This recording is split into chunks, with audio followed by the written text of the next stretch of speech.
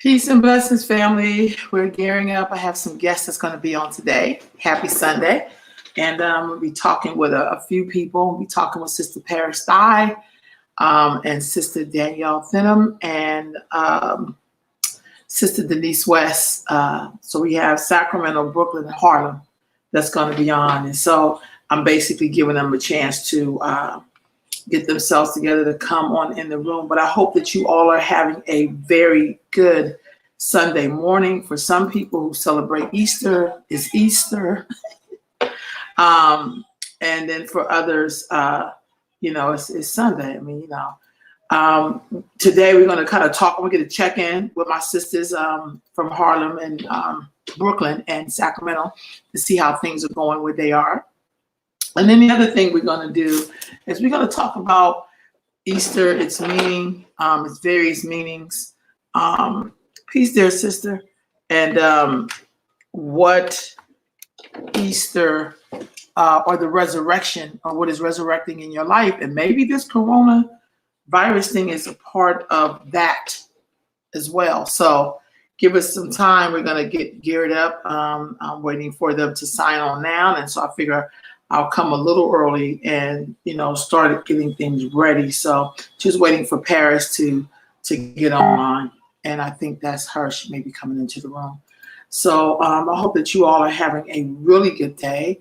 And I'm really, really excited. So let's get this conversation in today. Okay, there's Paris. Let me add her to the screen. Good morning. Hey, good morning, ladies.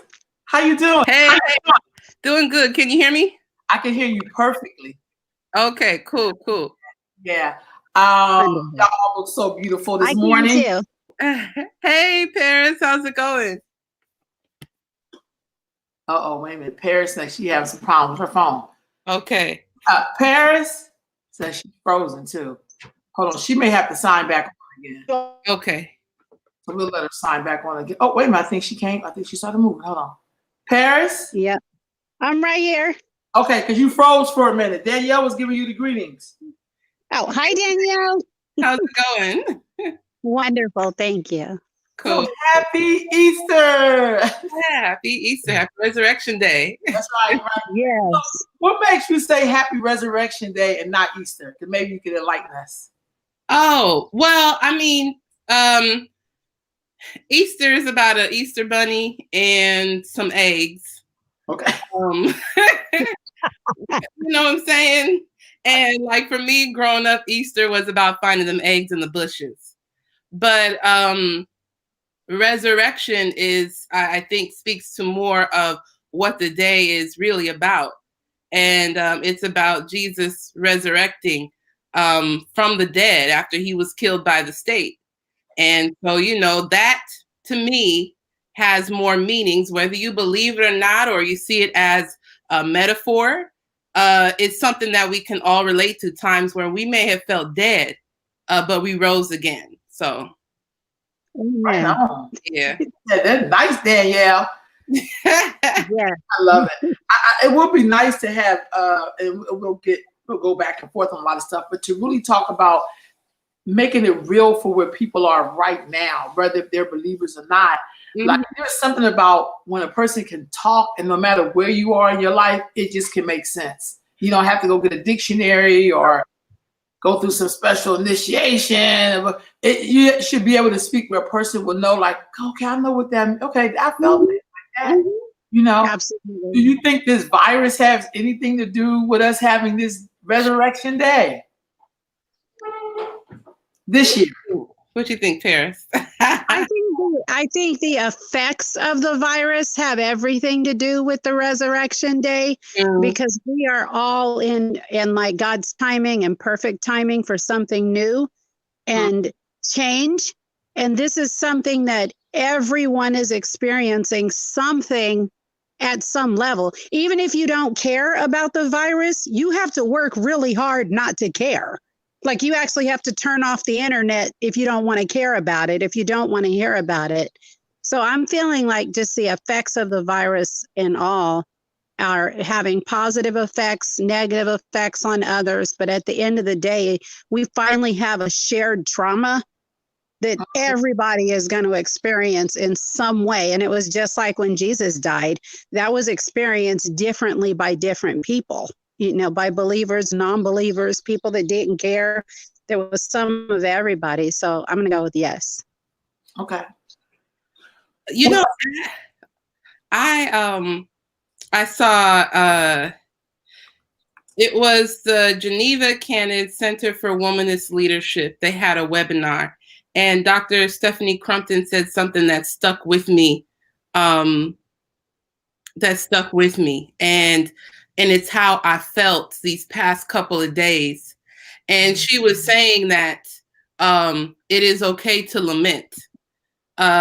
People say that we constantly look at the resurrection, but we don't recognize the killing by the state, the state-sanctioned killing, and we don't sit with that tension. We rush to resurrection, and I feel like I'm still in a tension mode of, and Dr. Crumpton said, we're in the moment of, Lord, why have you forsaken us? And just being able to sit in that moment. And I feel like in this corona virus, as it's plaguing our communities, as it's hitting Black people harder than it is other communities, I'm still in this God, our God, why have you forsaken us moment? And the resurrection is the hope. It is the hope that our communities will resurrect after facing so much loss. But I also think when it comes to the Rona or coronavirus and Resurrection Easter, it's a lot of theologies and it's a lot of spiritual sayings and things that we have had at times in the Black church that's got us through, and some stuff that's some BS. And folks been calling BS for a while on some of these things that we push out. And I feel like the Rona is putting bad theology to the test. Yes. And people are gonna, and people are gonna have to really come with it, because I think people are no longer going to be patient, or are not going to be as patient for some of these spiritual philosophies that aren't meeting their needs at the moment. Right. Absolutely. I'm the same. I feel like now, like when this hit and we had to go home, like this is finally an opportunity for everybody that says church isn't the four walls. This is the time to step it up and show that church is not the four walls. You know, that we are the church. And what does that look like? And like Danielle, I agree. It's time to stuff your theology to the side and become the church as people. And we do have to go through that grieving process. And the good thing with God is we can ask, why have you forsaken me? Because he's not going to change. Right. And like when you have a faith that's rooted real deep in someone and a thing that's bigger than yourself, that no matter how mad we get, no matter how distraught, no matter how lost we feel, when we return, he's going to be right there with no less love for us, no less anything, but a sheer understanding. So we get to go through our emotions. And that's what I love. That's why God's my favorite, because I get to go through any emotion I want. I can be hurt Paris, mad Paris, angry Paris. I can let his ass have it, and then I can bring it back. And he is always there. There's no repercussion when I come back to, oh, you were there the whole time. Like you just watched me. Right. Yeah, that's real. Right on. So that's you froze, Paris. Okay, there you go. I'm sorry, you froze for a minute. I what? So okay. I'm right on to what you were saying. Right on to what you were saying. So one of the things before we go even further into this conversation, I want to check in with y'all in terms of how are things in your city where you are through this, because I always do this check-in on Sunday morning. How are things going for you in your area? What's been some of the changes, some of the things that kind of stay the same, things that you're working on? What is the pulse like in your city and where you are in your city? How about you, Danielle? I want to hear about your spot. Yeah. Well, Harlem, one of my favorite places in the world. yes, yes. It's changed. It's completely changed. The world has stopped. I was telling Alika the other day, I think it was like the first day of the shutdown, I woke up to birds. I heard birds chirping. Oh, wow. I never woke up to birds in New York. And every morning we're waking up with birds chirping. So it's yeah. Obviously we're like the #1 hit state. So there's been a lot of fatalities. I used to check every night, but now I'm not checking as much because it can be a lot. We're in Harlem. We're maybe 10 blocks from Harlem Hospital. So we've already that's the place where we're going to go. God forbid if anything happens to us, but it's also the place we're avoiding. I got a splinter last week. I couldn't find it. I said, we gonna have to pull, it was a piece of glass from a glass that broke. I said, we gonna have to dig into this foot and pull this thing out because we can't go to the hospital. Allergies was acting up really, really bad. I wasn't prepared for that. We're not going to see the doctor. So, but yeah, all of New York has been hit. We've been looking at how Harlem has been hit. There's been DJs, clergy, community members, elders who have passed in the wake of coronavirus.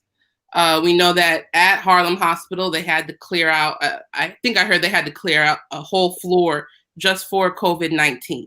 Uh-huh.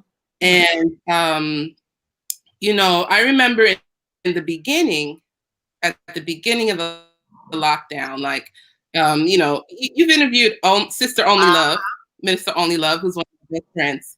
And our girl Shanae, she was my bridesmaid.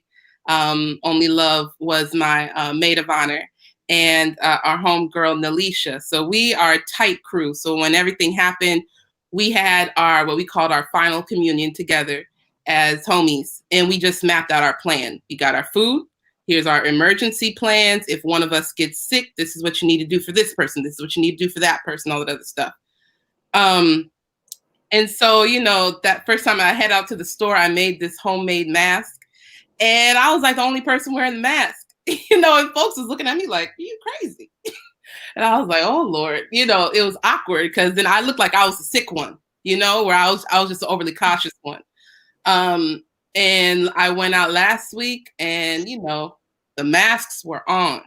The masks were on. Now for shopping, there's a limit on how many people can go into the grocery stores. So that's changed. A lot has changed. The essential workers are still holding down the entire city. And as we know, a number of those essential workers are Black and brown. And unfortunately, they're also succumbing. Some of them are succumbing to the virus. I know that the MTA, which is the subway, has lost a few of the people who drive the cars. A number of the MTA staff has gotten sick, so that's resulted in slowed trains, missed trains in New York. Also, the police force. I think one of the first officers that passed from COVID-19 was in our precinct, and he was an African-American officer. And so a number of officers have passed and are sick and off the force too. There are nurses who have passed that we've been reading about. And around 7 o'clock every night, you can hear the pots and pans going, people yelling, because that's when the nurses switch their shift. Oh, and wow. You can just hear all the support for our essential workers in the medical field. And so, as you know, I'm not from Harlem, from Pittsburgh, California, in Sacramento for 10 years. So, I couldn't really report on the extent of the pain that community is going through after losing so many people that they've loved.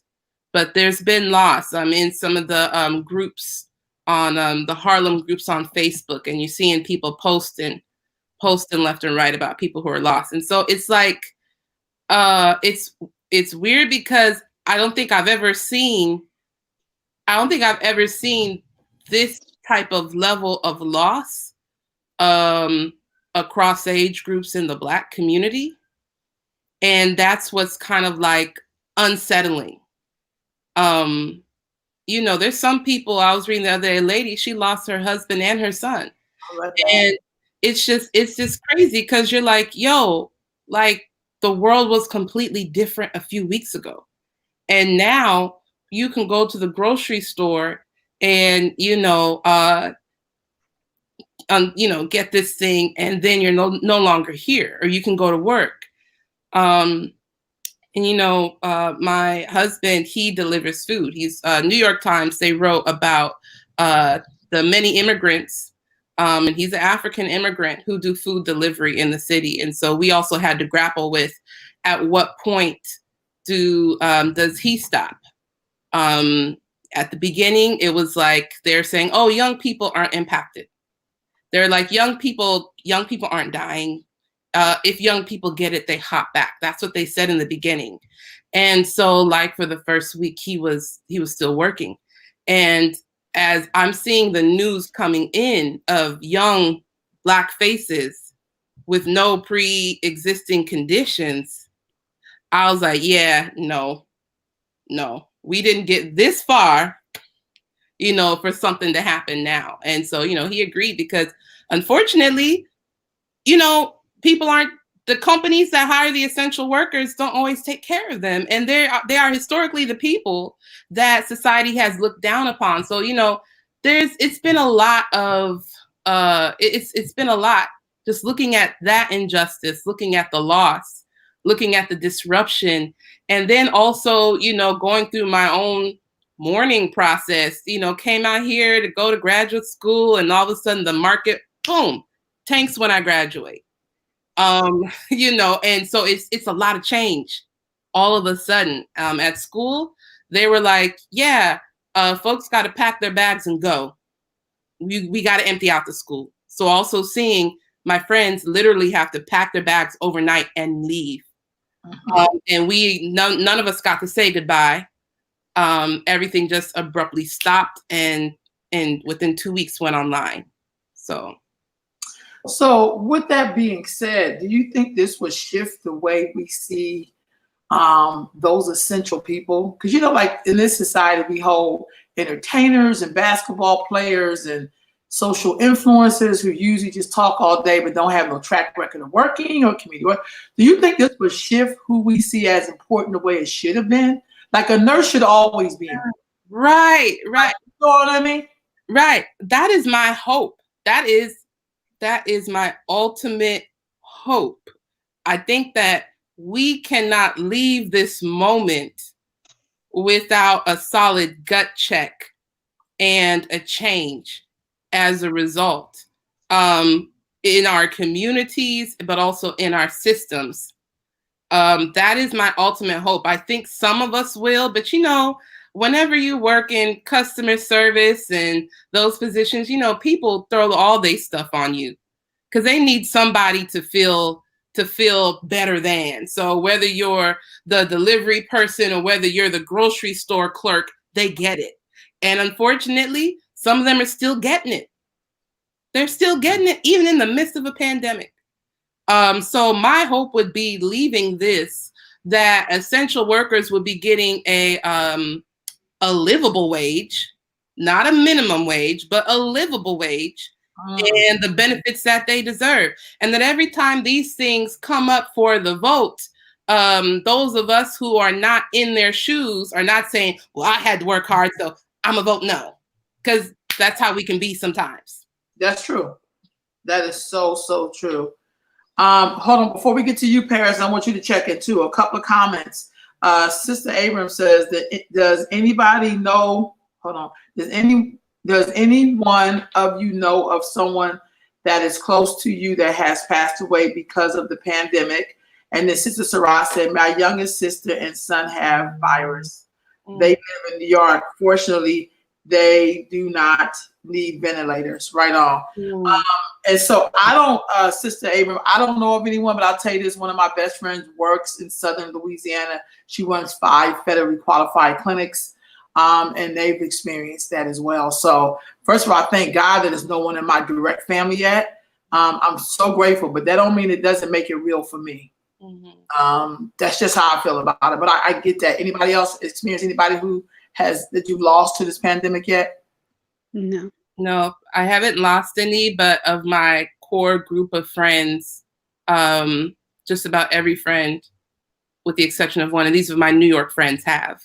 Right on. Yeah, because they're from there. So yeah, that's all one of the like I know New York, Chicago, and some of the southern states where there's more of us. Yeah. I always explain that to people. These are areas where there's a lot of us.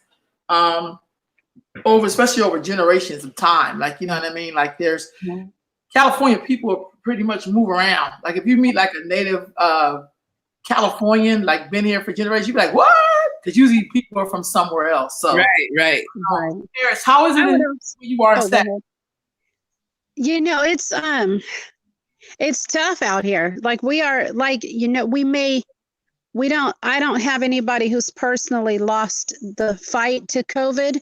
But we have there's been 3 people in our church that have passed from something else. And normally I would be at their bedside or at their family's bedside with them.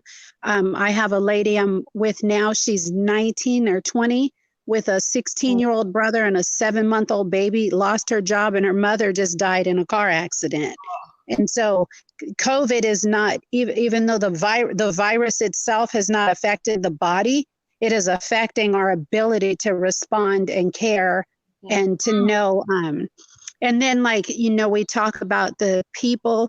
I'm one of the ones that I keep saying, I'm one of those faces. I'm the 1% that can't get this stuff, or, you know, I'm going to have a harder chance at coming back. And I'm in the middle of a medical thing on my other side right now.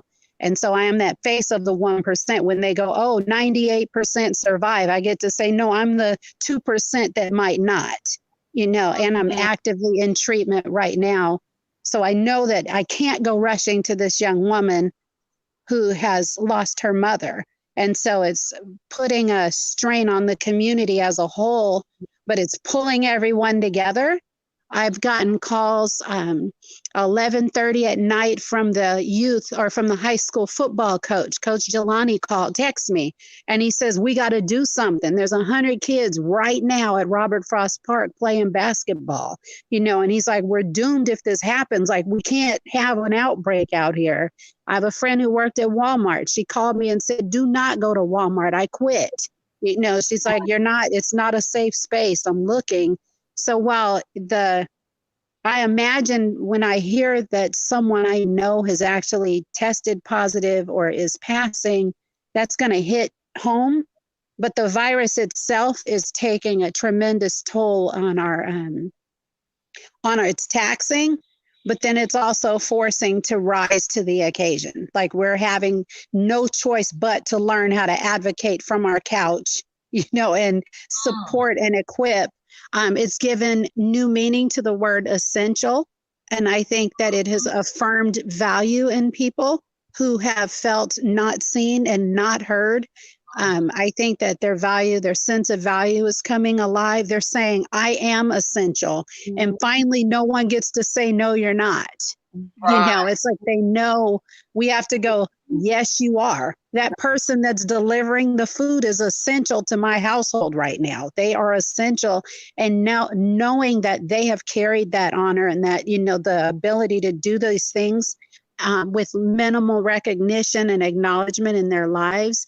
I love that people are standing up saying, I am essential, and believing and it's self-affirming.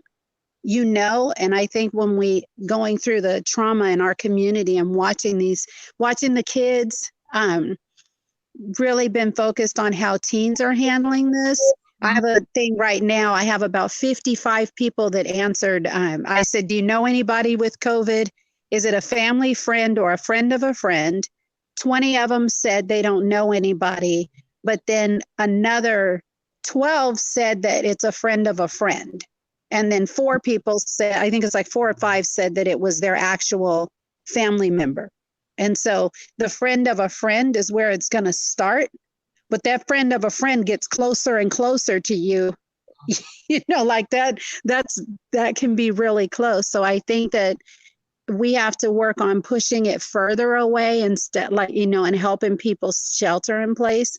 So I think my focus right now has really been on making sure that young people and teenagers are part of this process, that we're helping them shelter in place, that they have someone to call if they need some food, that we can take it to them. And overall, I did another survey with them asking how they're handling it, and it was all over the board. Mm-hmm. It was from stressed out to I'm so happy. There was the only data that I can provide, which I'll provide to anybody that wants it, is that they feel every level of it. Like there was every answer from the greatest in the world to this is the most terrible thing. Some can stay. We asked, how long can you shelter in place? Some said 2 weeks. Some were like, I got to hit the dash. And others were like, as long as it takes. So they're worried about their parents losing their homes. These kids are hearing conversations that are happening, and they're, one of the girls said, I just go to the gas station every day and back. Okay, well, that could get you in trouble. You know what I mean? It's like that is, and it's so sad to, it's sad to see, but I think that we're actually going to have some common ground and some solid conversations moving forward. Once we, like Danielle was saying, when we move through the process of and understanding and fully embracing, why have you forsaken me? Like, what are you doing? Like, how is this happening? Like, I was on a roll. I was doing this and now this, like, are you kidding me? And once we get through those, and I think theologically too, like, we should share our frustrations and then share the victory when we come out later. Because I want people to know when I'm broken. I want people to know when I'm mad, because that makes God and his grace all the more beautiful at the other end of it when I come out shining and I get to look back and be like, man, I was weak for a second. But I feel I'm doing the best as a community person and a support person to work within my means and stay in my lane and just hold it down. But just getting the distress calls and the what are we going to do if this breaks out, because we say if you see something, say something, and they're calling us saying what they're seeing, and then your hands are tied, and so I'm stretched as far as doing something from my couch. I'm learning a lot, and I feel I think this is a stretching kind of like Danielle, like really, God, I'm a doer. I want to get up and go. I want to rush. And all the tools that I use to bring comfort and love to a community are now not in my toolbox. And I have to get these old rusty tools out and go, or new tools I've never seen before and have no experience, and tell someone that I get it or I don't get it. And so I think it's community-wide, that's what we're all doing, but we're sharing tools. I've seen us come together. It's alarming sometimes as a community, because you're watching people and 1 minute they're social distancing, the next minute they're not, and then 1 minute they're wearing a mask and they take their mask off and they go, oh, I'm gonna, and I'm like, oh my gosh, you guys, can we pull it together and really, like we got to just pull it together. Just get it a little bit tighter. If you're not going to social distance, don't pretend like you are in one media post or one opportunity. We're doing it today. We have a group of my sisters and I, we've all been quarantining. So we all tell each other who we're seeing, and it's really nobody. And we got Lysol. So everybody knows, launder your clothes. I only have 4 people coming, but launder your clothes. Don't go to the store before you come to my house. Bring your slippers. Take your shoes off. I have Lysol, hand sanitizer, wipes by the door. All our chairs are spaced so that this can happen. But just I think it's really leading by example right now in what social distance is. and questioning people. Like, you ain't coming to my house. If I ain't question you a million times, run it by. If you all, don't come to my, not today. Mm. But I think as a whole, that's what's making it harder, is when we social distance conveniently, and then we're wearing these gloves and these pictures looking all proper, and then we're wearing the same gloves 2 days later, and it's like we're hugging one person and then another one, and it's just, we got to fix that part. And especially for our Black community, we got to fix that and really either step up and do it, or be the one that doesn't do it and be okay with people not, that person's not doing it. I am. So with that being said, first of all, I love, Paris, that you're out in your backyard. And I could tell you, besides working from home and all that, I've been doing more work in my own backyard. I've been able to do some things I have not ever had time to do. In my backyard, I mean, really getting to know my house, going through things, throwing things away. Like, that's big for me, because usually I can't throw anything away. But let me get to some of these questions in the room here, because you have a few people that have, have questions or have comments, rather. Absolutely. Mr. Sunny said, attack on the Black, and she has a sad face. Faye Kennedy said, well, thank you for this discussion. Sunny also says, my elder sister beat it in December with natural causes. Ramona used to go to the doctor. Because also I think we have to take a look at that, even though medically we, want to go to the doctor, but we know in America there has been a history of things happening to Black people when you go to the hospital or test. Yep. So we cannot act like Black folks are paranoid.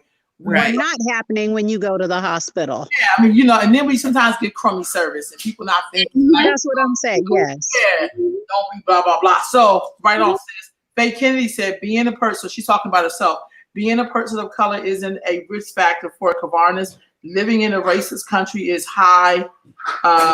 COVID-19 deaths in communities of color are shocking, but not surprising. And then she put an article up.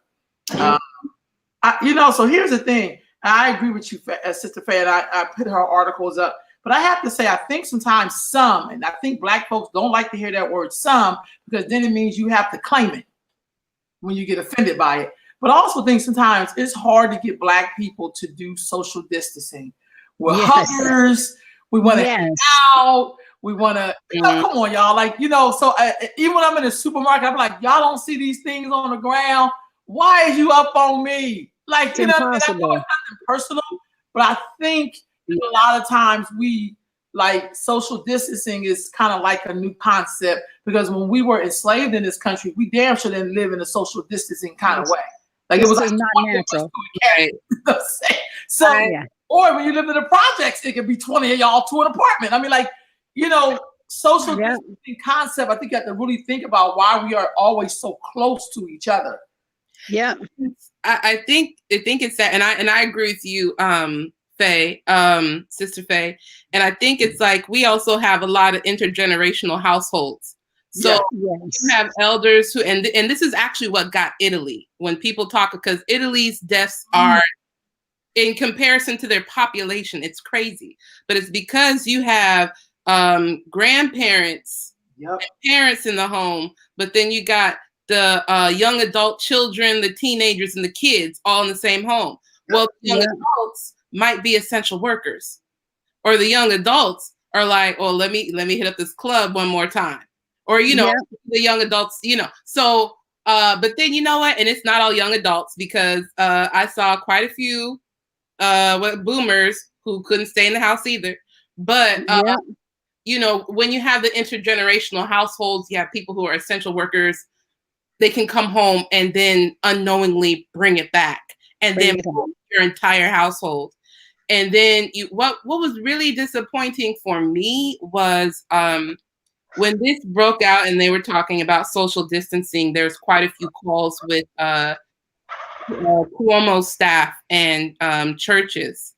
And so as a seminary student, I'll go, let me hear and see what they're talking about. And they were essentially saying, you guys gonna have to practice some major social distancing measures. And they were talking about 6 feet limit. At first they said no gatherings over 500. First it was 1,000. Then they went to 500. Then they said if you're 500 and under, you have to cut your numbers in half, and you have to have people sit 6 feet from each other, and then you have to have hand sanitizer and stuff at the front of the church. It was just, they couldn't come out and say, hey, y'all, you can't meet because it's an epidemic. Right, go home. So they had to do the baby steps. But then even after they said no more meetings, you see people still meet. And it's just like, yo, when I saw that, I was like, that's not good for the Black community, because it's a lot of our elders and it's going to hit our elders hard. Yeah. And so, but the rhetoric around it of, God doesn't call us to be afraid. Oh. Well, God created all of our emotions, and fear is the indication of harm is nearby, aka common sense. Yes. Right? Amen. So this whole thing about go ahead, girl. You cannot be fearful. You need to put your trust in God. Trust in God. Mm-hmm. Mm-hmm. Right? So I agree. That because I'm in seminary and have worked in faith community. Right. It was tough seeing that, especially being here in New York and I could also see the difference in intensity. As I would say the people in California seem to be the most chillax in the epidemic. And I think space is a factor, but I also think it didn't hit as hard. Right. My family, like seeing my family still, dad is like, oh, I'm going out fishing. And I'm like, what are you doing? And then it seemed like every other day, they're like, oh, let's make a run to the stove. And I'm like, what are you doing? Like, no. Yes. Did you see the clip from, it was a president from one of the Caribbean countries. Did you see a clip? No. I have to send it to you because when he was whooping him. I forget what country it was. Oh, you breaking up, Paris? You breaking up? Didn't he have a stick and he was whooping everybody back in their buildings? She was like a president of one of the Caribbean countries, and she just went Black Mama on him. But that was the message that we needed. She said, "Okay, yes." And she was like, "Look, if you don't have I gotta find it. House that you like, eat crackers." Okay, yeah. You know, I'm in a position that like you like, eat sardines. Quit going to the store and eat what is in your house. Oh, that's so funny. But yeah, so the whole social distancing thing. But in all honesty, it's been hard for all Americans because I've seen people of all races that have not been able to get social distancing down. Well, we've been joined by Sister Denise West from Brooklyn. And since you just joined us, can you give us a check-in in terms of what's going on in Brooklyn around the virus, or what's been your experience? A lot of death, a lot of confusion, a lot of lack of resources in the hospitals, in our communities, a lot of also finding a new way to communicate. Everybody it's funny when you talk about social distancing, people are now wanting to spend more time with others. So everybody's on Zoom now. People are setting up a lot of, we have a sister that sets up a 30-day in the morning, either Zumba class or emotional healing. Can y'all hear me okay? Mm-hmm. Okay. Emotional healing. So finding new ways of scrambling. I mean, if truth be told, United States took too long to do something. That's straight up. Let's be real with that. And the community that it impacts the most is the Black and Brown community. For a while, we didn't even believe that it impacted us. We were blaming it on China and keeping away from the trains that go through Chinatown and stuff like that. We thought that we were immune to it. And because of that, and because of the delay with the United States, of course, when resources comes, who's the last one to get resources? So our city hospitals that already see the most vulnerable population that already does not get the resources that's needed are overstrained. Our communities are overstrained. I was sharing with Rolanda yesterday that, we have a bunch of meetings and a bunch of calls, and people are rising up and trying to look for resources. But for small CBOs that provide 75% of for the community, they had to scramble. Everybody didn't have a phone. Everybody wasn't prepared to work from home. And our funders didn't necessarily help us. We had to push our funders. Can we do this? Can we do that? We had to push our funding. Are we going to still get paid? Or, we had to be the impetus. But as first responders, you always are anyway, right?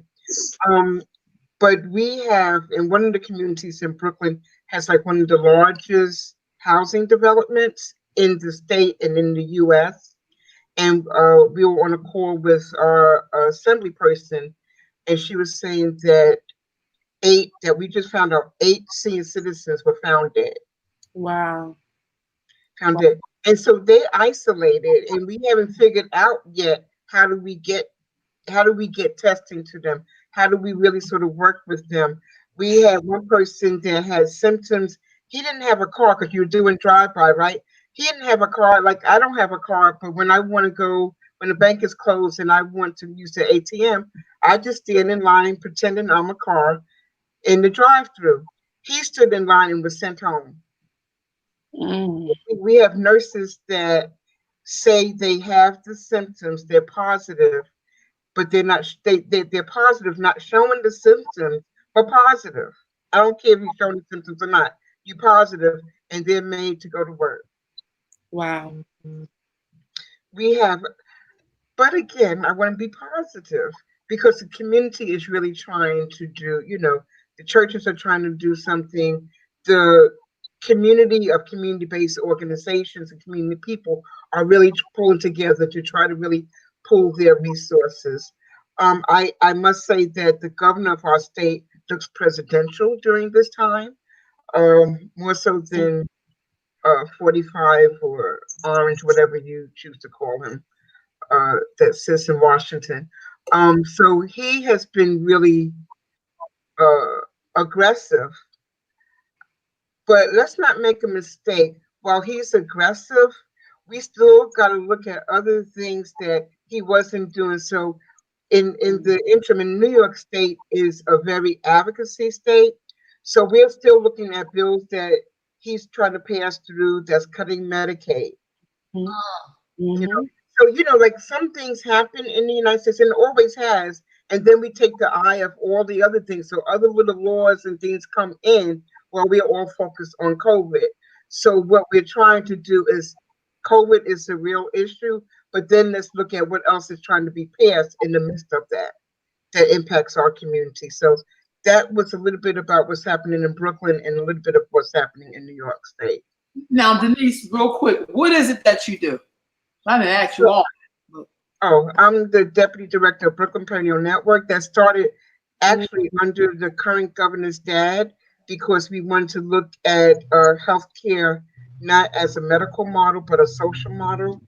And so 30 years ago, networks were developed that looked at including elected officials or policymakers, community participants, social services, as well as healthcare. And so some of the services that and our focus was on maternal child health.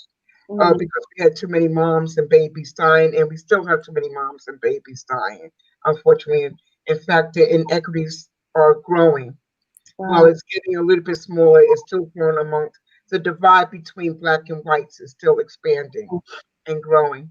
And so that makes it really difficult for our pregnant moms during this time as well, because one of the programs that I coordinate citywide, I do some of the coordination citywide, is doulas. It's the Healthy Women, Healthy Future Project that provide doulas, but our hospitals have all now said you can only, first they weren't having nobody come, now you can only have one support person. And that's what the governor has said, but then the individual doctors may even stop the one support person from coming, whether it's the partner or not. So a mom who's having a first baby, a mom who will probably have something wrong, a doctor that will be evasive in her procedure anyway, now has to choose, do I have my partner, do I have my doula? Ooh. Or can I have either one? Wow. So we're beginning to provide virtual services, but all of that is us scrambling to figure out how to do that. We also provide. You'll find that I don't just stick to one topic. I partially answer the question and then I go off topic. We also provide health insurance enrollment under what the streets call Obamacare. So we're winning the state funding to do that. We do health education in schools as well as train community people to be community advocates. So they too train. And we do a lot of coalition work. That's really probably the foundation of most of the work that we do. And every year on the road trip, we stop in Brooklyn, and Denise is so gracious to host us. What I love about last year's road trip, when we came to Brooklyn, Brooklyn is so diverse. I mean, like everybody's in Brooklyn by their sections. But when we visited her office, she broke down the whole, and my kids are still talking about it, and I'm still using y'all's information around the things that happened over the years, like over the generations, over the decades, everything from redlining to prison to they have this chart. It was an exhibit that brings all of that together, but on top is like it nationally, but at the bottom is locally for Brooklyn. And it follows like what it looked like on a national level and what it looked like locally in Brooklyn. And and the girls, it really made the light bulb come on. Because with young people, you're always trying to figure out how do they get the information to make it apply for right now? How does that impact your community right now? And they were still, a lot of them didn't know what redlining was. A lot of them didn't understand the thing about school choice and, being able to, they did not get that until they seen the exhibit that you all had there at the Brooklyn Perinatal Network. And I thought to myself, that's something we should have everywhere. To be quite honest with you, because it was like from slavery all the way to down.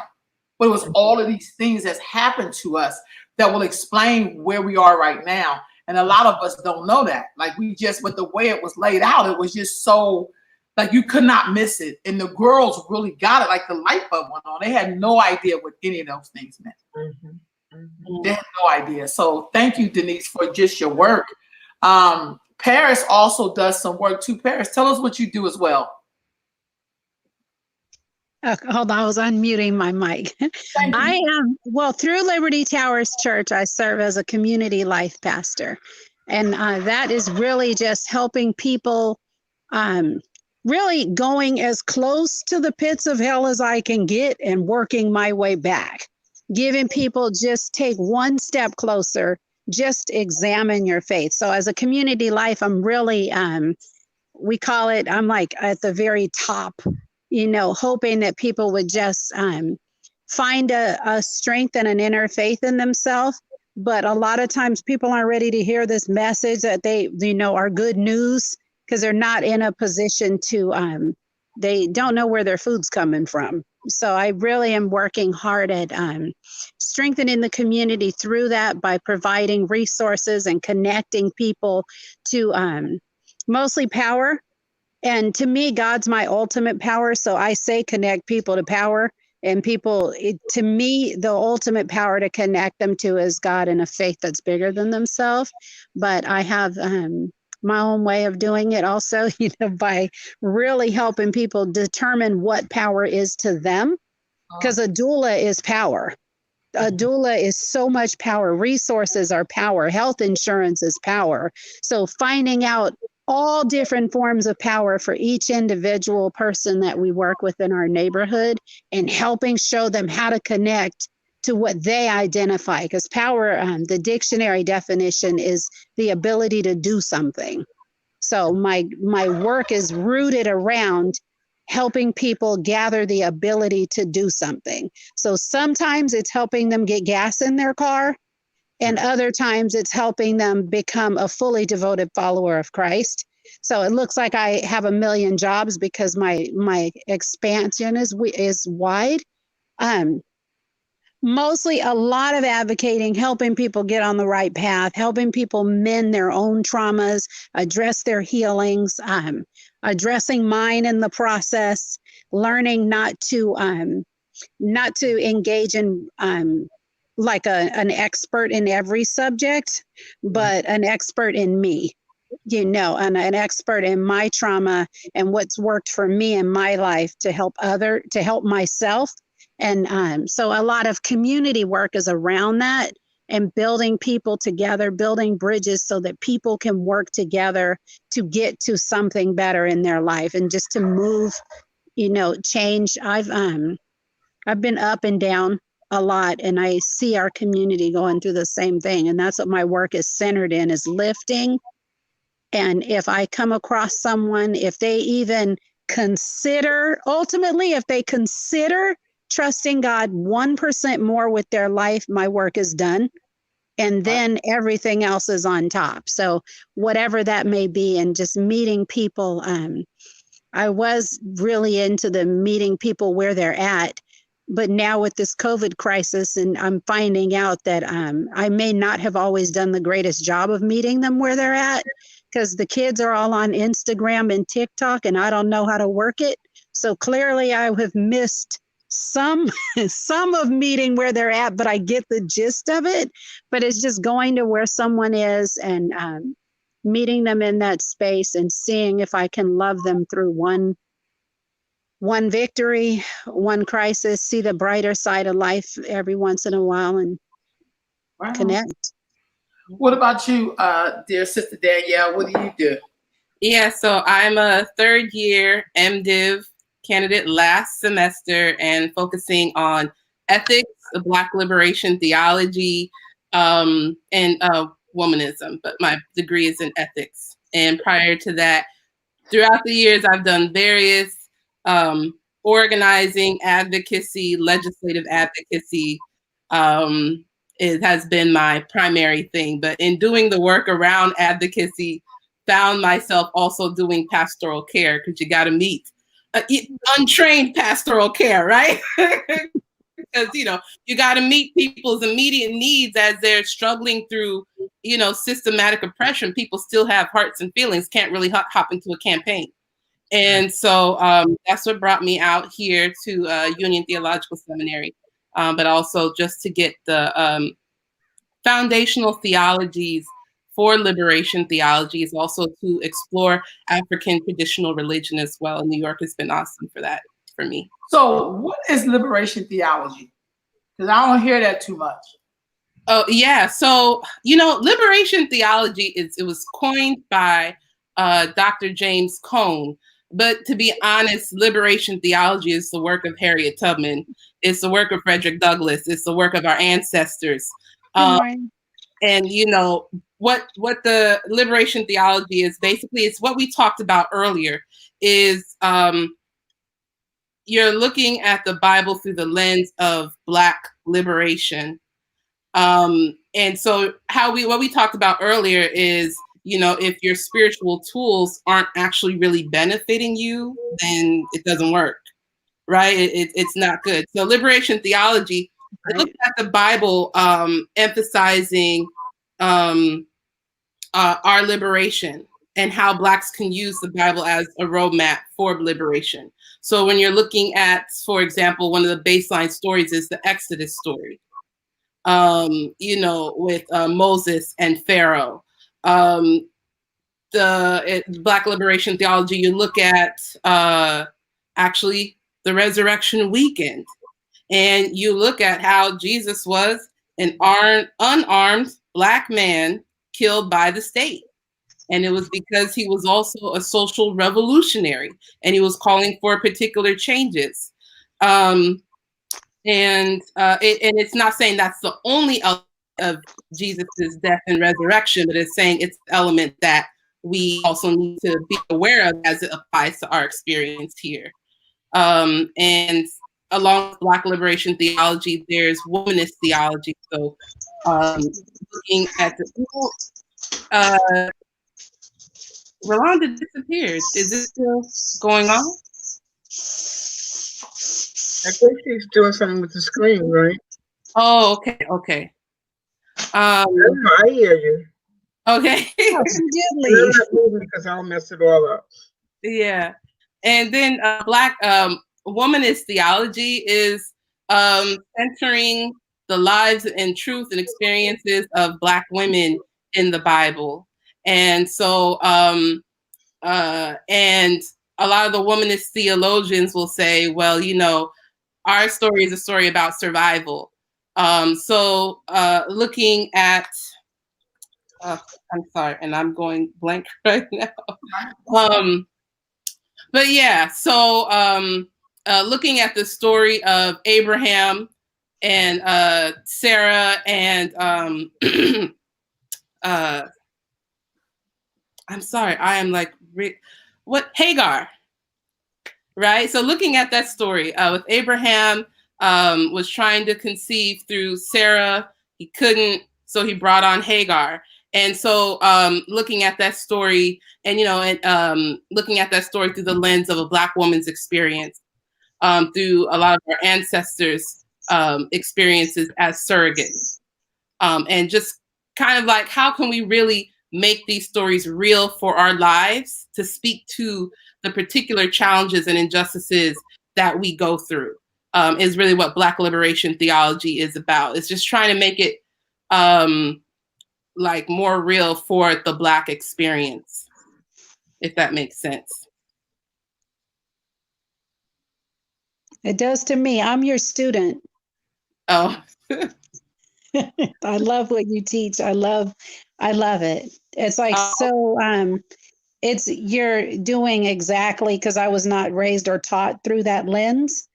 And you have opened so many doors, and your studies affirm my faith, you know, and you realize the things that you say are like, okay, you know, and I can tweak it a little bit and apply it. So yeah, I love what you do.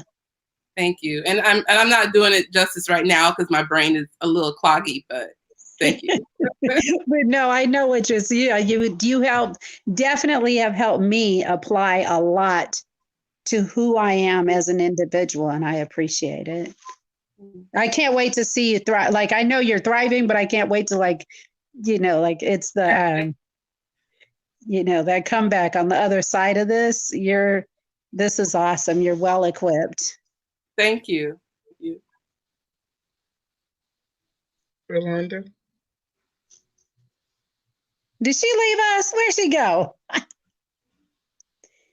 But I think too, real quick, like in these times, it is really important through this because we know that there's an attack on us. You know, there's an attack on the country, and then there's an attack on the world, and there's an attack on us as people, as Black people. Also, there is an attack on us, and we know the devil all too well. But we don't know Jesus all too well sometimes. And we don't, sometimes the people, not we as a whole, I'm just speaking in general, knowing this fear that can grip us. And especially times like today, just having those, when we do know, when we know both sides, when we know it's the devil and we know how to whoop him, it's important for us to come together and really help and equip others because we're going to get through this together. Like, and with all of the careers and the paths that we're taking to help our people and seeing us connect all the way from New York and, you know, like our hearts are breaking together, we're going to do this. I truly believe that. I think also with COVID, it is going to bring, and Rolanda, I'm going to let you. No, thank you. I'm having some internet problems over here, but y'all keep going because evidently it keeps rolling, so that's good. So okay, keep rolling. That COVID is going to bring up and highlight systemic issues that we already have. Race and racism. I was on a call 7 o'clock this morning, and we know that everything we have to look through the lens of race and racism, disproportionality, inequity. And we're going to still have that even more so. I know that even those that, as I stated, even some of the hospital systems, we already have inequity in systems that see your most vulnerable, low income, poverty stricken. And we know every construct in the United States was built on racism. We Right. know that. Mhm. We know that. And that's one of the things that we need to do is really always how do we sort of educate, particularly in a time that everybody is so integrated Mhm. Mhm. and people are thinking that there's no longer a problem anymore. How do we really sort of educate to say that it is widening?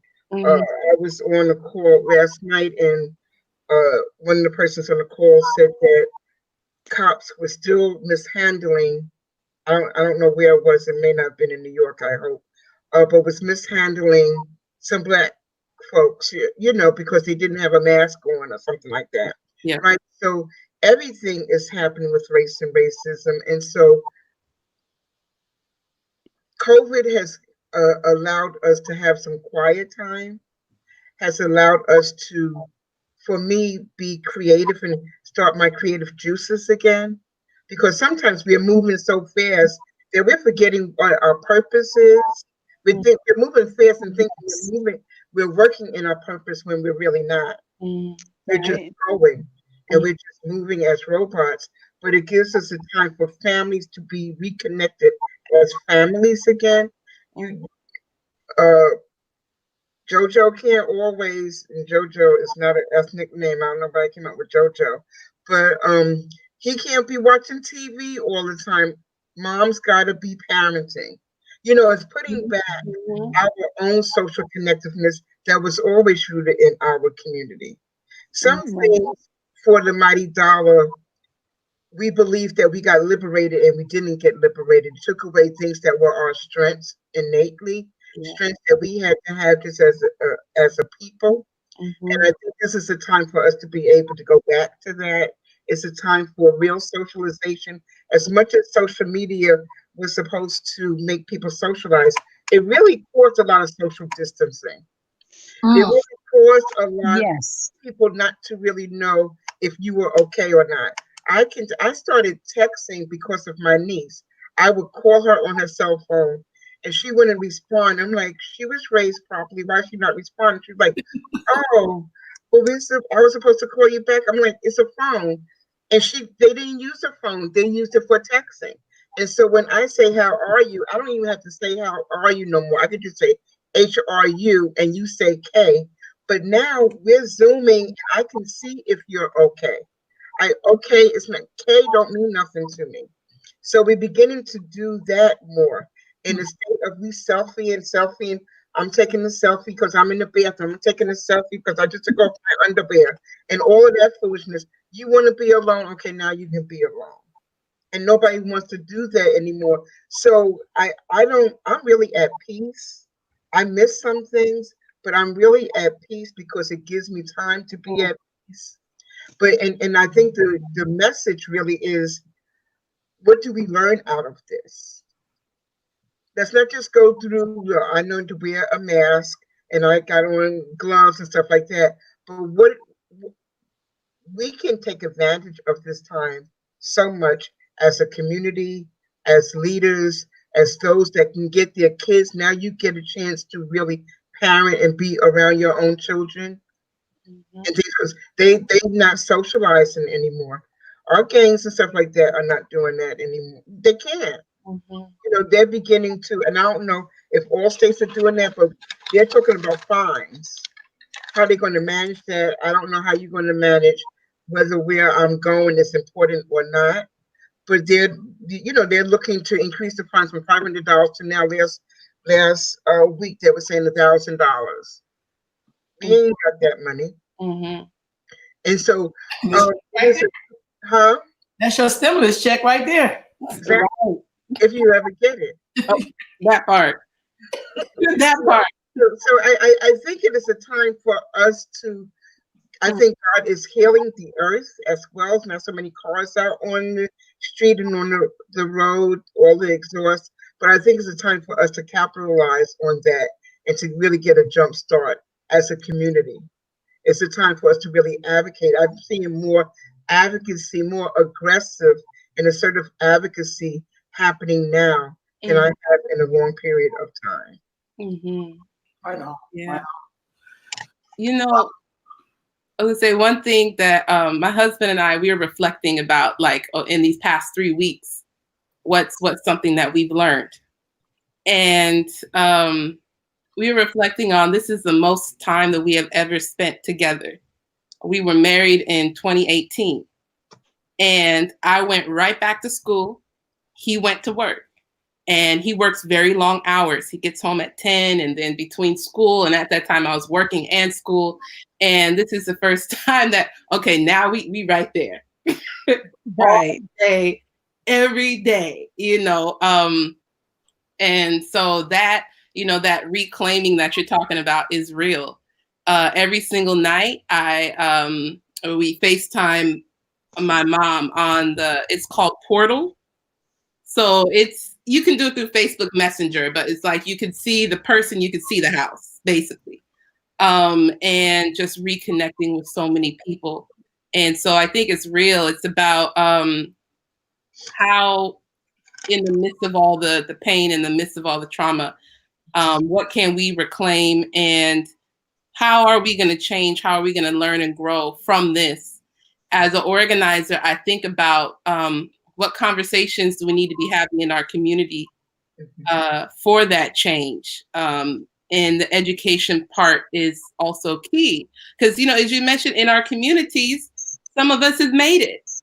And so some of us have made it, integration happened. And so some of us are like, well, mission has been accomplished. But not really. So how do we even have that conversation even within our community, so that we can come to come to maybe a little bit more of a unified front? Right. That's possible. And I know, Rolanda, we've talked about that, is that we're also different. We may not have a unified front, but how can we get most of us on the same page as possible to bring the changes that could come about after this? Right on. There's comments. When y'all get a moment, if you go onto Facebook, you will see the comments, and so y'all can answer them directly if you like, because there's a lot of comments. And the other thing I wanted to say is that I put into the comments too. How can we get most of us on the same? Huh? Okay. So what I was going to say is that, and then when you have time, if you could, I put a link down to the YouTube page. So if you can subscribe to the YouTube channel for Earth Mama, because I'm trying to solidify more, because I'm going to be bringing in more shows. And so I've been working with a few people whose shows will air in May. So bringing content. I don't know about y'all, but I grew up on the old school BET with Bev Smith and the News and Notes and the Teen Summit or whatever. And that's how I learned growing up. One of the ways I learned how to be involved in my community, because I remember seeing elders, particularly on Sunday on Bev Smith, having conversations about everything that we're exposed to under the sun. And sometimes I don't see that as much. So I'm trying to use social media to bring about those conversations, because it sometimes sparks in you to like, yeah, I was thinking about that, but I didn't think anybody else was thinking about that. So even when we're talking about I'm calling this, like in Cuba, they have the special period. The special period is when they lost their backing from Russia, and that's when the Cubans tightened up their belt and made it through. I think this is one of those special periods where we do some of those things that our ancestors did, like sit down at dinner every night and cook breakfast with each other.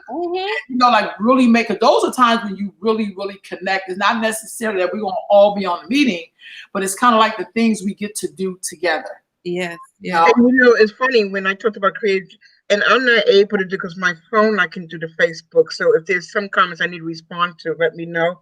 But we're even beginning to do some masks, like, because they're running out of masks. I had I had a lot of African material that one of the sisters brought from over about almost 2 years ago, one of the Birthing Project conferences, and I was supposed to size myself up, but I kept on saying I was going to lose more weight, so I didn't size myself up yet.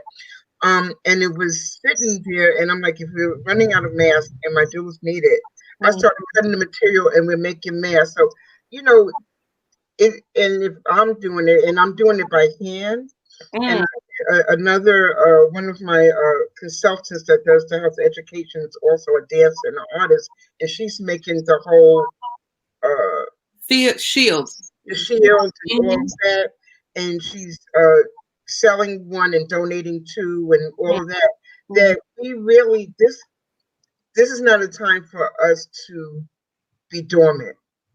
It's really not.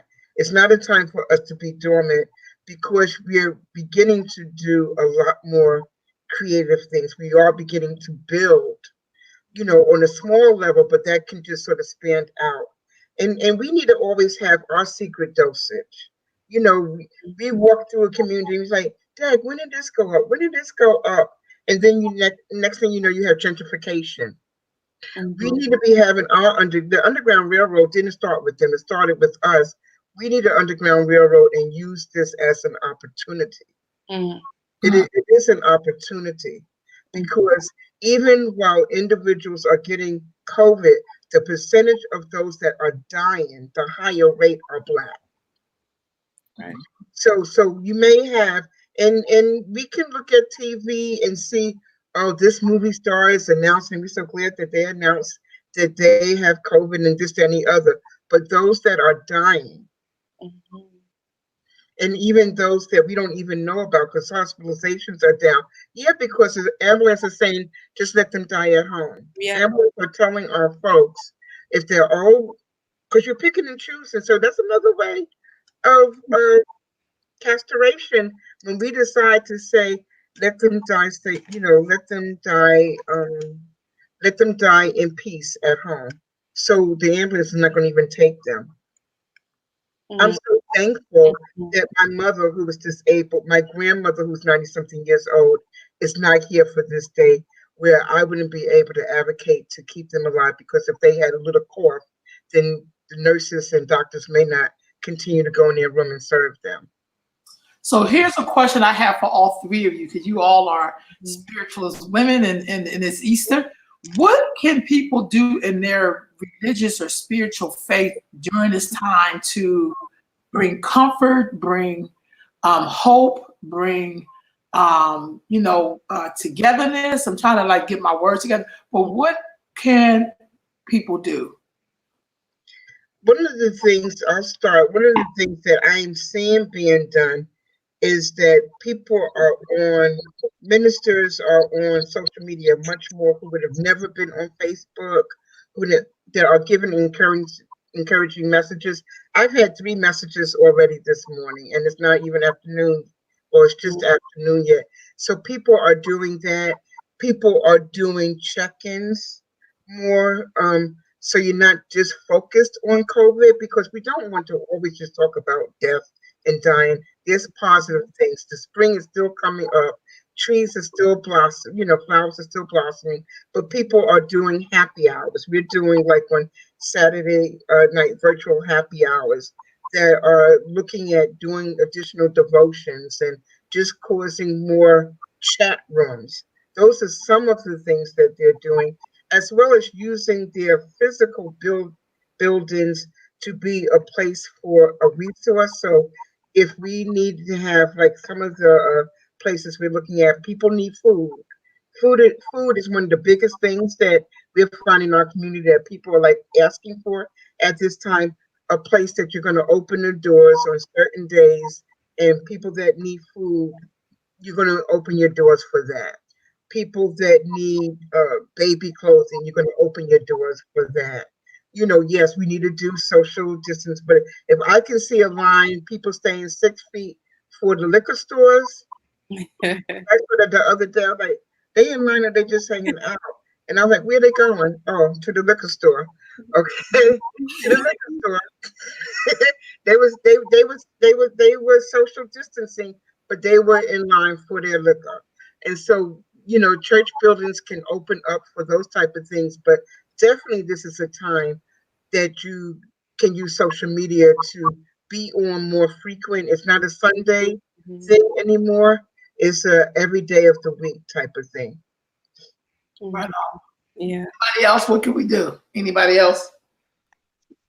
I would say, for one of the things that I've done that's worked well with, or for me so far, is checking my own privilege in this, and also making sure, like, because I do have a privilege of sheltering in place safely, and I making sure that in this process, I do it because I can make sure that I honor that and demonstrate as best as I can. And then also by privilege, I'm like, there was the crisis in 2008 hit, and a lot of people lost a lot of things, and we came back from it.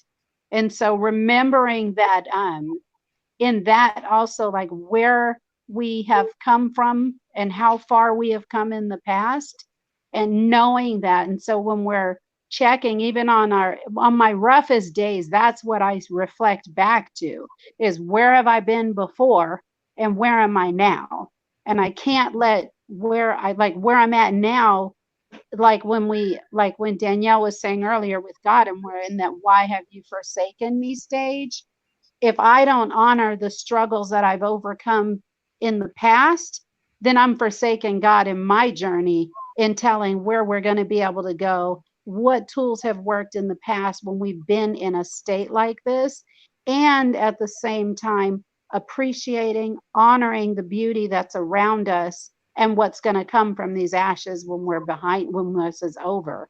And so it's kind of it's okay to be hopeless for a moment, but we got to find our people that are hopeless right now and help them see that there's going to be something, that there's going to be another day. If today is not beautiful for them, that beautiful is coming, that beautiful is in the making through this pain and that we're going through. So spiritually, it is really reaching out and making sure that in these moments where I can just go stroll through my yard, that I call somebody who may not be able to stroll through their yard and let them vent to me about what they're going through, so that I can take it and maybe harvest it into something better and learn a way to lift that sister, lift that brother up, and make sure that they are that I'm a fertile dumping ground for people's hurt as well as their success.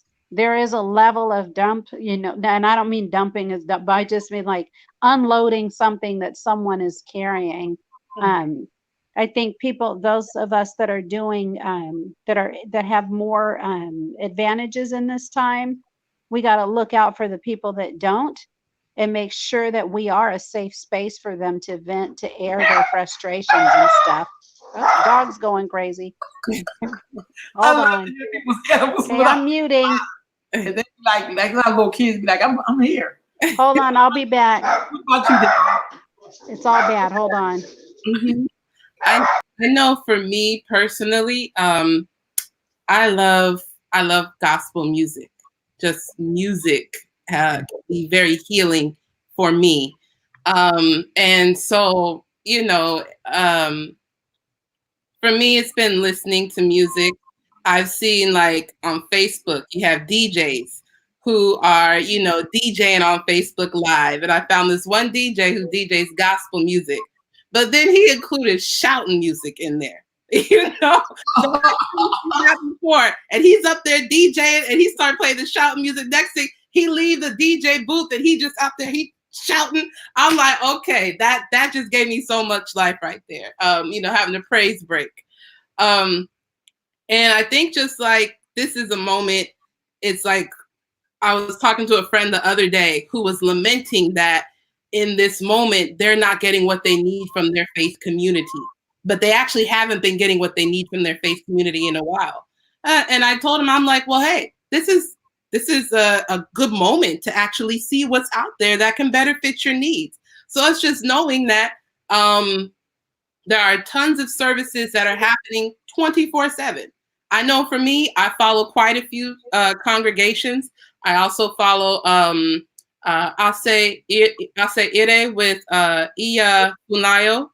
And whenever there's talks going on, whenever there's services, or even a womanists getting together to make sense, what does this mean for Black women? I tune into those conversations. And this is across religious traditions. And so this is the opportunity where people can see like what are the different ways of meaning that help them to make sense of what is happening right now. And I think this is also there's a meme where the guy's like, I got time, cuz I got time, because they're saying trying to fight got time today, right? Well, we got time. A lot of us have time. That's time that we could be in prayer, time that we could be in meditation. Sister Rolanda, you talk about the altars, right? This is times when you can put together an altar. We got time. And in addition to that, I also follow pages that like talk about meditation. And I didn't know much about meditation before, but it's actually something that does, it calms me down because I'm very high strung. And I love Dr. Funleo's meditations that happen every Sunday around 10 o'clock. So like, I think this is a moment where people have time to be able to ensure that their spiritual needs are met. There is a menu all over Facebook of various types of congregations you can tune into, various types of groups, more intimate groups. But even for those who are not in the church, right, many including in my generation, it's even as simple as Zooming with some of your friends and talking about, how does this make sense to us? What do we feel God is telling us in the moment? You know, it's really amazing when you can get your friends together. So many things you can learn, or different perspectives that can help you. That's another way to do it as well. I think the sky is the limit. And if there's any time to tap into spirit, it's definitely now. It's not more excuses about time. It is a ministry moment because everybody's not on Facebook. So watching for singers, calling in, checking in. I know those are some of the things that we've begun to do as well. It's all about ministry. Mm-hmm. Right on. I was going to add that one of the things I've always done is, but I kind of done it more. I discovered more things. I utilize their YouTube. I watched so many documentaries over the last 2 weeks. Like literally, I have a time in the evening where I watch one documentary because I study documentaries. I'm taking notes, so I'm not watching it like all the way through. I'm stopping and pausing, and it may take a documentary that may be an hour and a half. It may take me 3 hours because I'm writing down stuff I'm learning. So this is the time to really learn about the world, learn about your ancestry. I'm on a project right now where I'm basically putting together a booklet for my uncle who just turned like 89 of our ancestry. So, because I've shared a book with him that I put together like a scrapbook, and he wanted a copy of that scrapbook like 2 years ago. And I was like, never got around to it. So I've been every day for like 2 hours, a set hour, that I go into the ancestry.com and I pull down the certificates and stuff. I'm like taking pictures of it and laying it into this booklet for him so I can send it off to him. But I'm also learning a lot. Like the last time we had a pandemic was around the 1920s, early 1920s, late 1800s. I mean, well, 1819 or something like that. And I know my ancestor that went through that. So for me, it's kind of like, I think I like learning about ancestry. I don't like learning about the fantasy stuff. So I'll tell people, if you have elders in your life, talk to them and get some information, because partly how I was able to do some of this work is that my Aunt Winnie, blessed memory, when I was about, maybe it was in my early 20s, I remember sitting down and asking her about her grandmother, because that's my mom's sister, and she would tell me about my grandmother, and then her great-grandmother, and then her great-grandmother. So I remember writing that down. So I've always knew their names, but because I knew that piece of information, when I went on to Ancestry.com, I could find people through the U.S. Census, and I got birth records, I got deceased records, looking at the trait of how many people had hypertension in my family and diabetes in my family, and, you know, people who were farm workers. And so for me, I had this thing where I hate dirt. I don't hate dirt, but I don't like messing in it. But my whole lineage is people were farmers. So it's like, well, they don't get in this backyard and get the turning. I have an actual plot of land in my backyard that the person who had this house before me grew vegetables. So the whole thing is set up, the pipe. It's like, now I got time to go in the backyard to hit that soil and be like, Londa, what is this really about? So it's about connecting for me with my ancestors. Like, we have all that we need, but and my thing is, I don't even have to go through the things that they went through. That's right. Like, I'm farming because I want to farm. I'm touching the soil because I want to, not because I'm being forced to, like in a sense Right. of like, Right. we're gonna lynch you or whatever. Mhm. So I feel like this is that time where we should be connecting, find out who you are, find out about your family. Watch some educate. I have my little nephew who I watch several times a week. And he knows, so he can't watch Power Rangers with me. So I'm like, yeah, watch some educational. So now he says, I said, what you want to watch? You know, like after he do his little work, I want to watch something educational. So he watches his cartoons, but there's so many cartoons that can teach your kids like how to read and how to know shapes and color. Like there's a whole slew, and some of them thanks to Quayle TV. I love Quayle. Oh yeah. So many documents on Quayle. There's some African like centered or cartoons with Black kids all in them teaching those same lessons. And so there's so many resources out there. And I just want to say this, and then I'm gonna ask y'all this next question. I find that this thing of privilege is really what you think of yourself. Because I know people who have everything and have nothing. So that privilege word is kind of, it sometimes feel like a guilt word that doesn't really exist. Like when I hear Black people talking about, I'm privileged because I went to college. Yeah, but you're not connected to your community. You ain't built nothing with it. You in debt. You're lonely. You don't have no, I mean, like, come on, like privilege for who? I know people who may be homeless in the street, but they still got their dignity.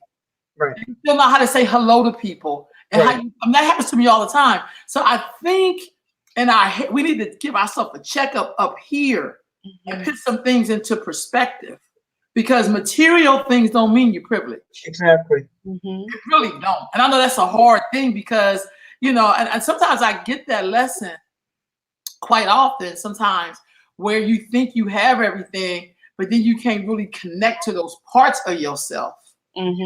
Because you really told yourself you think it's about your clothes or where you live at or the car you drive. That means absolutely, that means that you caught up in this world, in this game, in the material part, but your spiritual self, that really sustains your body. Because we know most diseases is mental. Like it comes from something that's happened to you, then it goes and lives. That's why it's a dis-ease. Something that don't go down right. And so it has to reappear. Like, you know, now I'm not gonna go deep, because I think about Beloved when Setha, it didn't go down right with her daughter, and then the daughter appeared back to her. That to me was all up here. But when you don't get it up here, it has to show itself in the physical form somehow, so you would see it. And I think that this corona thing is a physical thing that we have to see. Like it's been made visual by us being able to stand in place. Like I'm gonna cut off everything you know so you can see yourself. So you can spend some time with you. So you can, like you said to me yesterday, Denise, you can selfie yourself. You can be all by you can look at yourself all day long if you want to. But will you be happy with what you've seen? You know, so as we are on this day of Easter, and Easter, when sister said the resurrection, I love that. What kind of things do you think we need to be resurrected in and about for ourselves as a community? Because there's some resurrect. I think that's why I'm so close to my ancestors, because they resurrected me who we are and how I'm supposed to be. Even if I act a fool, like somebody put a post up this morning, it says, old Black lady, she said, just because you ain't left the house don't mean you don't take a bath. I can hear my mother saying that. Just because you off the day don't mean you ain't gonna get up and take a bath. Yeah. You know, like you don't get to lay around. And so I had that. I don't care. I will not lay around. I will not. You know, I had to get up. Like it ain't in me. I could hear my mother saying, "It's 10 o'clock. When you getting up?" I'm like, "Oh my God, I just got in." Like, yeah. Like, you know. So, what kind of things could be resurrected in us? In our community, I believe, and I think we said some of these things, is really looking at what we as a community has defined and defined historically as our self-worth. We have lessened what our purpose was, our self-worth was, what community really means. I think it's really defining community again. I mean, and we have outlayers, but I am finding and seeing that people are really trying to be community oriented. You know, people are saying, yes, ma'am, yes, no, you go ahead. You know, they're doing that again because we have to slow down again. Mm. All of it is a lot of it, and I'm speaking particularly from the urban perspective. Uh, Maybe in North Carolina, a small town, they're already moving slow, so they're going to have a different purpose and see something differently. But in the fast-paced community, being able to slow down, being able not to be cluttered, because we cluttered. I haven't been on the and I don't know how I'm going to react being on the subway. Get up subway, you know, because we Uber in now or what, you know, like we're not cluttered. We're not on top of each other anymore. So being able to get our space, as you mentioned, people that are growing, we are back. We're resurfacing or resurrecting the power of cooking your own food. Mm. Mm. A lot of that. You know, resurrecting of social time in the house. I'm not texting you and you in the next room. I laugh because I've done that. People would text each other and be like, you're in the same house and you don't live in the mansion. You know, now I want some socialization. So I grew up when my mother and her friends, and it wasn't, she wasn't the exception. That was the Black community. Women used to, the kitchen was the place that they were socialized. One may be cooking, but that's the way they would talk, and that would be the place that we do that.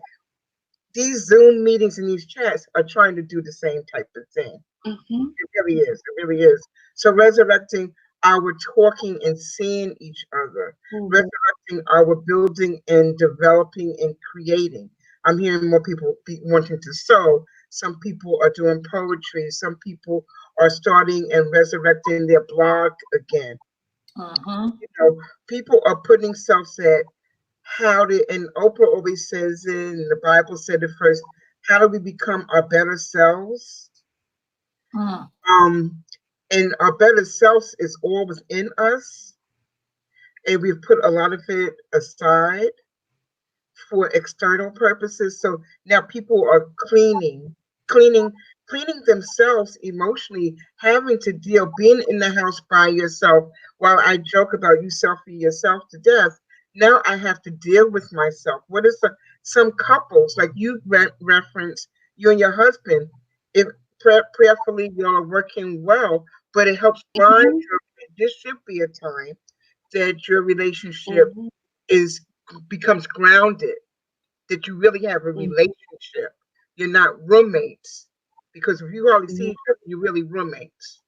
You know, you check in, unless you do like the commercial, and I don't know, when you go to bed and you make them sit 6 feet ahead away from you, like we social distancing. But but I mean, but in households really defining the roles and who we are as a household.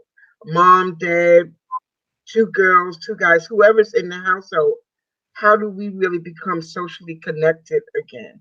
The and the overarching piece for me would be, how do we sustain this? Because there are some things happening. I know when you go, if any of you have gone on a cruise, nobody can really use their phone on a cruise because you're out in the water somewhere. But as soon as you land, and I've observed it, as soon as you land, everybody pulled out their cell phones and was calling. And they weren't calling, okay, I made it safely, I'm back. They're calling like, oh, I'm so glad I've been jonesing for my phone. Because right away from having been on the cruise and enjoying that, when they landed back on land, they went right back to the old way. So I'm hoping that we are, as we traveling, looking at resurrecting things that we are committed to making our new normal. Because I don't really want to go back to the old normal. Right. Those are some of the things that I'm hoping that we as a community resurrect and put into place and build new systems. Realize that really is a wake-up call. You've been doing like that, is what was it, Teddy Pendergrass, Wake Up Everybody? You really play that, because it's really relevant for the times that we're in right now. really sort of wake up and see what systems we need to put into place, what policies we need to put into place, so destruct what we have in place and begin to look at how can we construct some new ones. Yeah. I'm complete. What about you, Danielle? Yeah. Well, sister, you hit the nail on the head. I think about even when I just think back on my life and think about some of the connections that I had growing up. You have the Sunday dinners.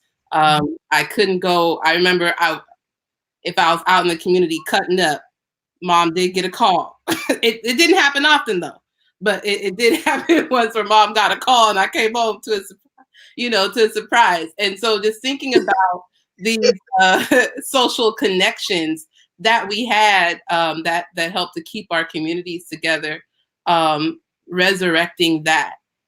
And I think it's like some things, it's like Sankofa. We look back and see, well, what worked before, and let's bring it back. But then there's some stuff that we may not resurrect, or there may be something new completely that we need to bring apart. And when it comes to the new, I think about especially with this technology, how do we use this technology to not for the social distancing that we have used previously with social media, but to bring us closer. And even with me, I'm like, oh, but wait, I still think technology is still social distant, but it's even a learning curve for me as to how we're using it to bring ourselves closer together. And then when we get through this, because I do believe we will get through this, and we start to come back together, what kind of gatherings we could have then, and expanding community. We have our churches, we have our fraternity sororities, we have our families, we have so many different connections, and think of, so who are the folks who are outside of that maybe didn't catch some of that love? And what does it look like to create something to widen the circle, to bring more into our circles? I think of, if I had my way, I think a lot of these systems in America would not be resurrected. That maybe we would come up with some new systems in my wildest dreams. So that we could really get to the root of the inequities and the injustices that we have seen across our communities. That would be my hope as well. So there's a mixture of, let's resurrect the roots of what community is and what's worked in our community. Let's expand it to those who have been excluded intentionally or even unintentionally. And then let's not resurrect some of these inequitable systems that are really coming to light. We knew about it before, but it's really being displayed with COVID. And what's something new that we can bring in? When you was talking, I was thinking of two things. I was thinking, one of we still got this political system to deal with. And I hope during this time we are plotting, if you will, our strategy for what will happen no matter who is president. Because I look at some communities, they don't care who the president is. They still gonna take care of each other. I would hope that we would not try to scare the shit out of people, but to basically have a plan for no matter who is in whatever position, we can still take care of our communities. Because I'm a firm believer that people take care of people, not necessarily systems. I think sometimes we rely on things that our ancestors were never included in any of that stuff and still found a way to take care of each other. And I think we have to remember that or resurrect that energy. The other thing I was thinking of when you were talking was things that I learned growing up with my mother. Like, for instance, you talked about if you got in trouble by the time you got home. I remember that even if I had a problem with an adult, I would not even say anything to them. I would tell my mom and she would handle that. Because there was something about when you teach people to have a certain kind of way of living in the world, a lifestyle, we could never break that for my mom. We just would go tell my mom. Sometimes my mother would handle it. or it's Easter. So I remember my mom dressing me and my baby sister, who we are 2.5 years different. She dressed us like we were twins. I really hated that. But I don't know if it was the stuff was like, maybe it was cheaper to get two or something. I don't know. But I remember us always, whether it was Christmas or Easter or whatever, us having the same exact outfit, like shoes and socks and everything. Uniformity. That's what it was. Yeah, that's what it was. Thank you, Denise. Because I was like, man, we still kind of like, so we laugh about that because somebody posted a picture like, you remember dressing like this? And I was like, oh, that was my mom. My sister did that with my nieces, you know, even though they're really tight. But I definitely get the uniformity piece too to it. But I also spend time thinking about how I grew up and the lessons that I learned. I'm a 70s baby, so I was born 1971. I remember the 70s so vividly, you know. And when I watch a lot of old school movies, I like watching movies, particularly from the 70s, because it takes me back to that time period. Mm-hmm. So I can remember being on Swain Street. I can remember that cookouts, people getting together. I can remember my whole neighborhood being accountable for me. So you wouldn't be hearing me down the street cussing because Miss So-and-so and them live down there. And if she tell my mom she heard me cussing, it was not going to be beautiful. So I just didn't do stuff like that because that was a part of, we talk about the village. I think sometimes we talk about things in concept, but not in practice. Correct. So when I talk to young people and be like, well, you know, I am your auntie. You know what I mean? Because that's a village concept. Or when the kids started calling me Mama Ro, I don't have a child at first, but they was like, yeah, you feel like a mama though. You know, so it wasn't the thing about giving birth personally. It was the energy of a mom where you like, I'm gonna make sure everybody's straight. Because that's how my mom was. I didn't buy a popsicle for one kid and not everybody else. If I knew I was gonna buy, I was like, how many kids out here? Okay, let me get we're gonna split those popsicles in half. I remember those used to break them in the head. I remember those, boy. Okay. So those kind of things, but I think we have to share those experiences. And when I'm talking with young people and they'll say stuff like, you the same age as my mom. And my mother, I said, first of all, don't compare it to your mama. I'm very clear with kids like that. So we all on our different journeys. I said, but I'm a talker. So that's why I share. That's what I do. And I said, I'm pretty sure maybe she would share some stuff with you, maybe if you ask her, because I was that kid that asked old people stuff. Mm-hmm. I'd be like, why this and why that? And why we drinking coffee in the morning with, even though I loved it. They used to give me like a little bit of coffee in the coordination. And I'd be sitting next to them, maybe reading their newspaper or talking or whatever. That's how I first learned to socialize, to be very honest with you. Like I would know that Miss So-and-so, Miss Gina, they're going to be sitting on the steps because I'm from Philly, drinking their coffee in the morning, especially in the summertime. And I would go right across the street after, you know, we got out and say, how you doing, Miss Jenny? And I sit right down. They give me my little cup. It'd be so cute. But I'll be sitting there really listening. That's how I learned how to listen.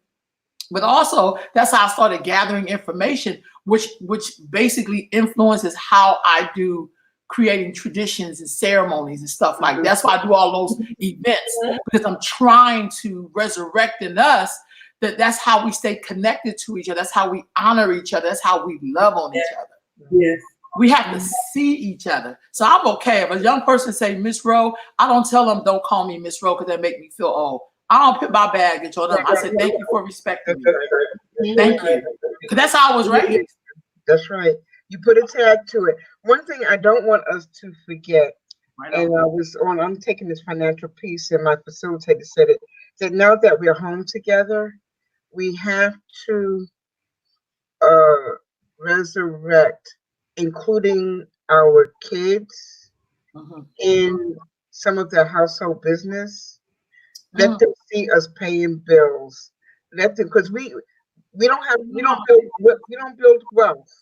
We need to teach them, and they can't spend a whole bunch of money right now, right?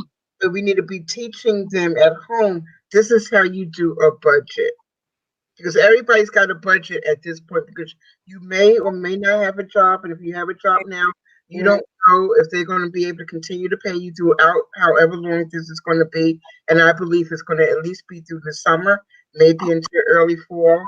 That's what I believe. I mean, it would be. I get you. I'm just like, for it to really happen, for people to really start really going out, but really knowing how to budget, really sort of knowing how to prioritize, really knowing how this is how we have to save.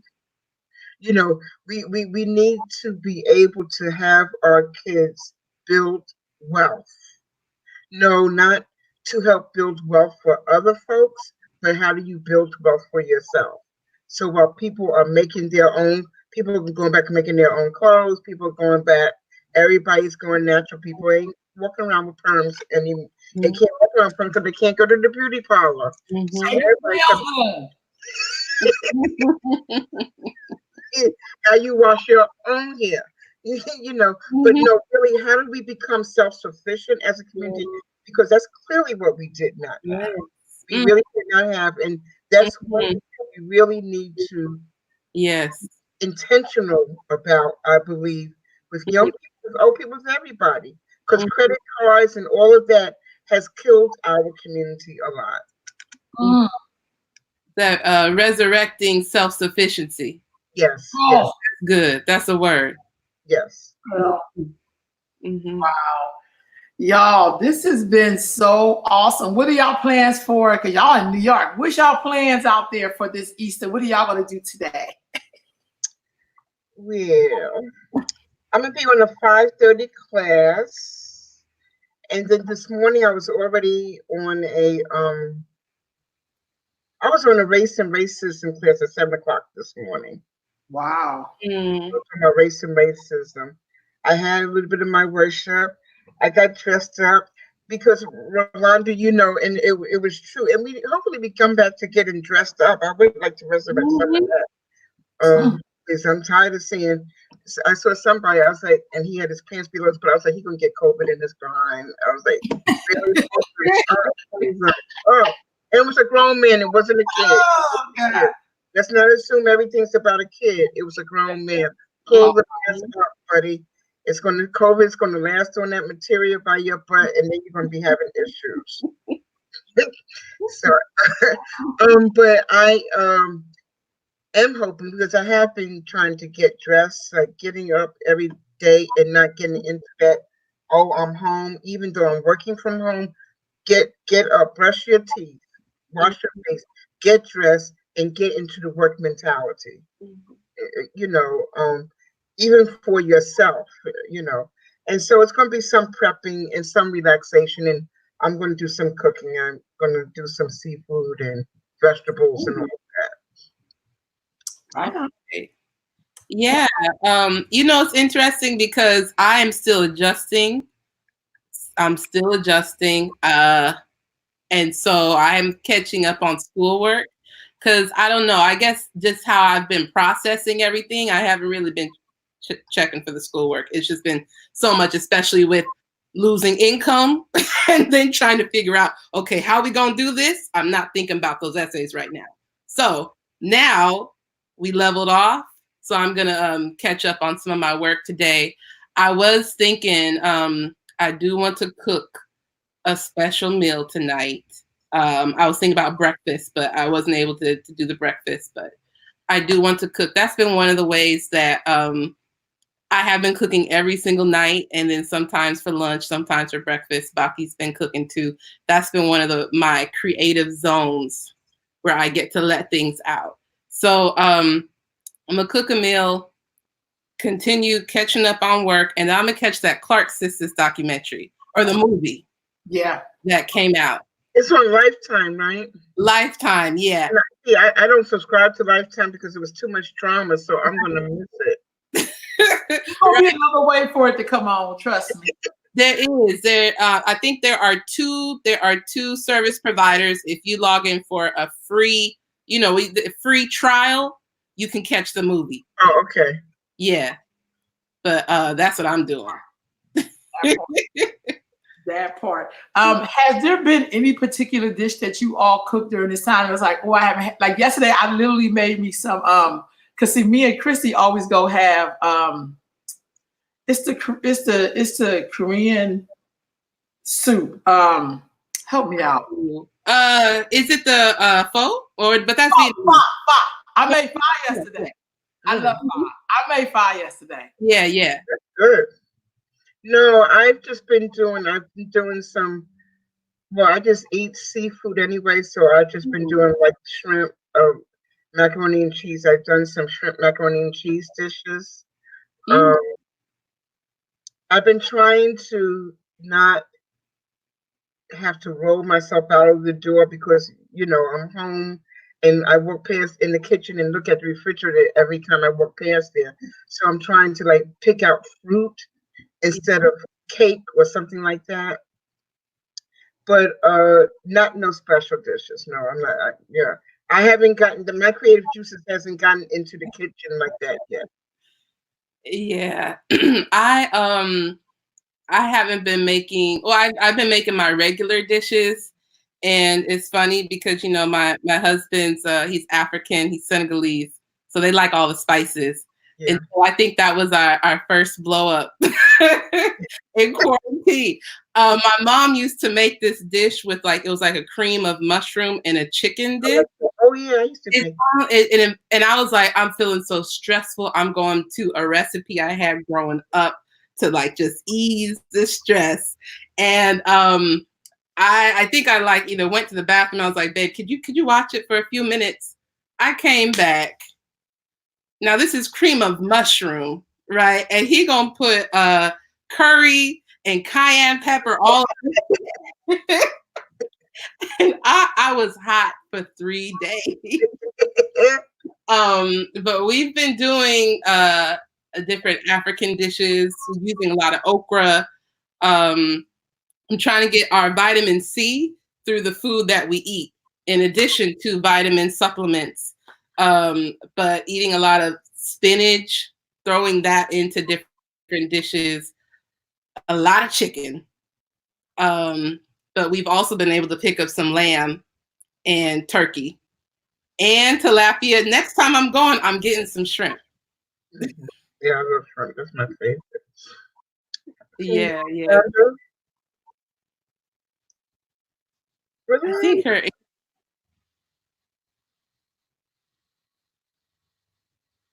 I know she's Yes. trying to wrap it up. She's having Yeah. difficulties.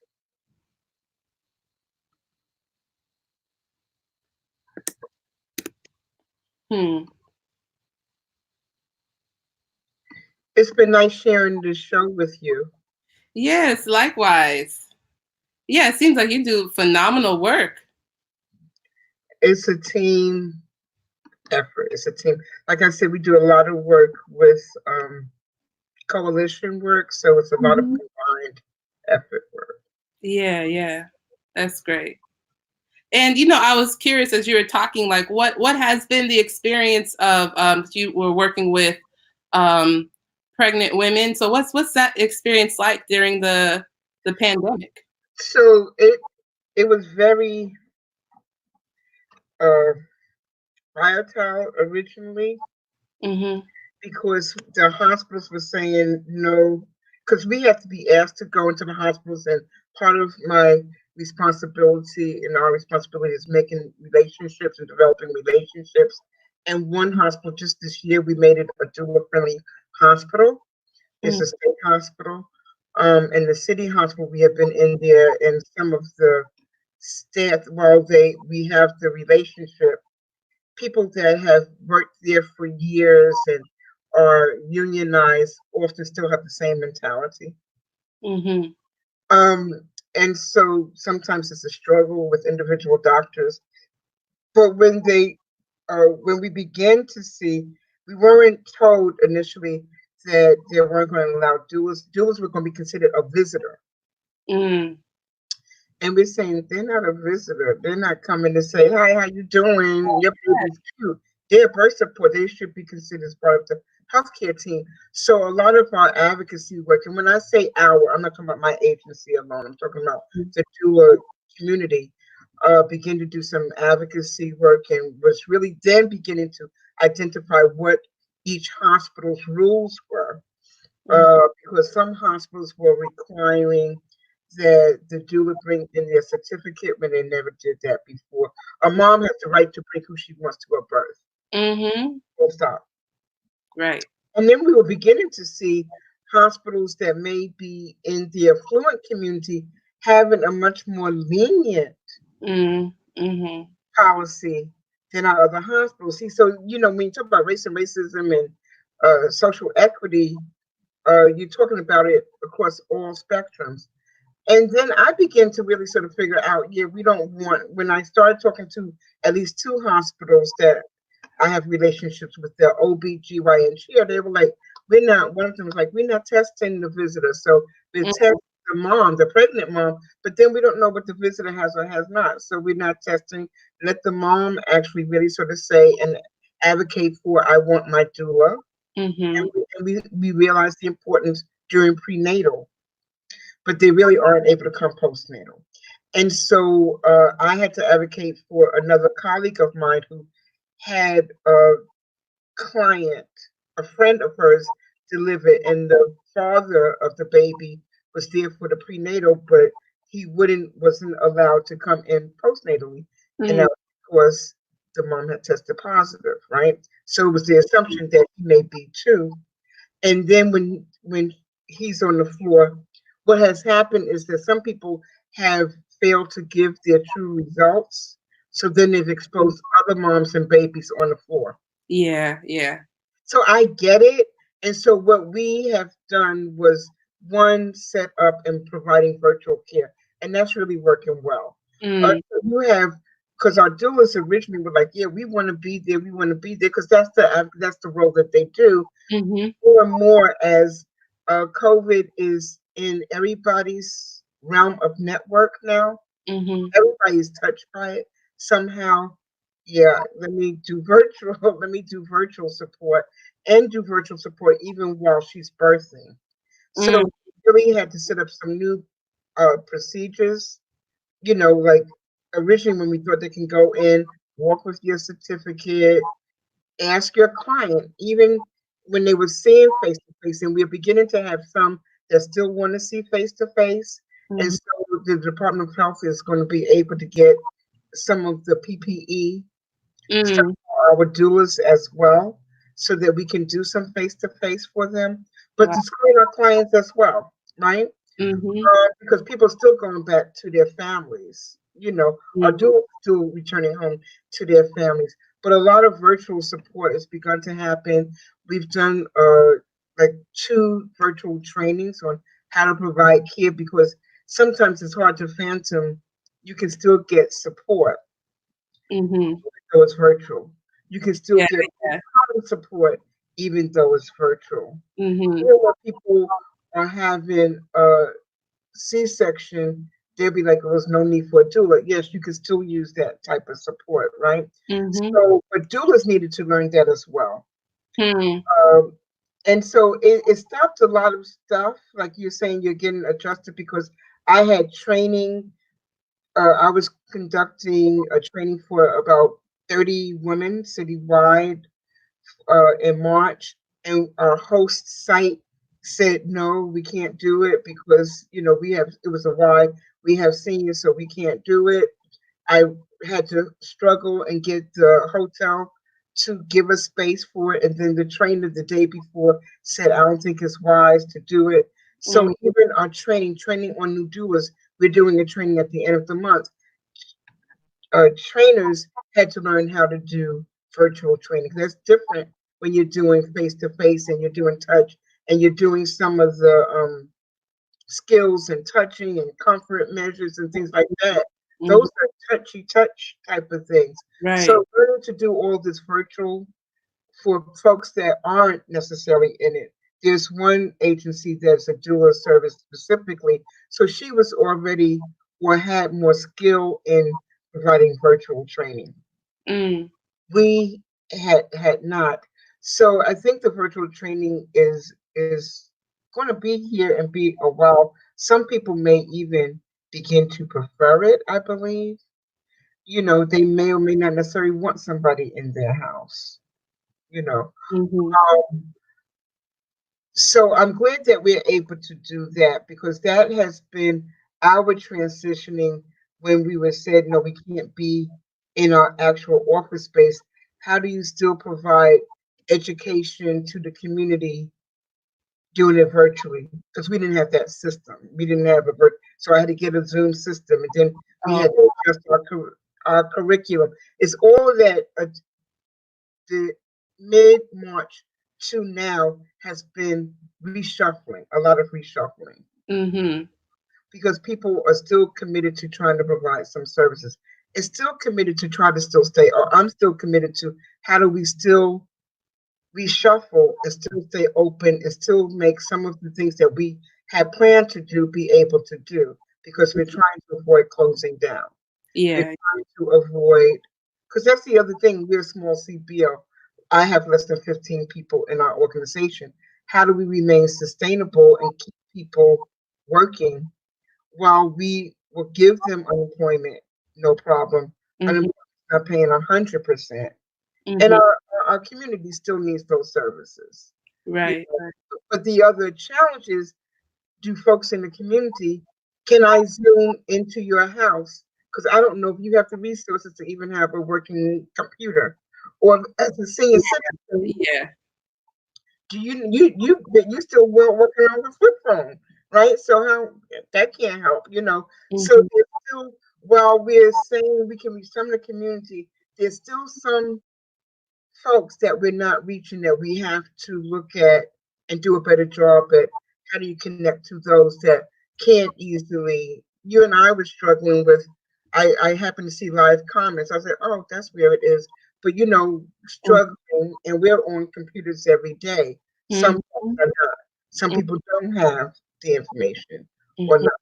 So that is still a resource heavy or resource lack that we still, you know, tend to face. Yeah, yeah. Wow. Well, I guess we're going to sign off, right? Yeah, I think so. So thank you for joining. Yeah, I enjoyed this. Thank you for sharing. Thank you too. Thank you everybody that joined. Yes, and thank you, Rolanda. Thank you, Rolanda. All right, bye. Bye-bye.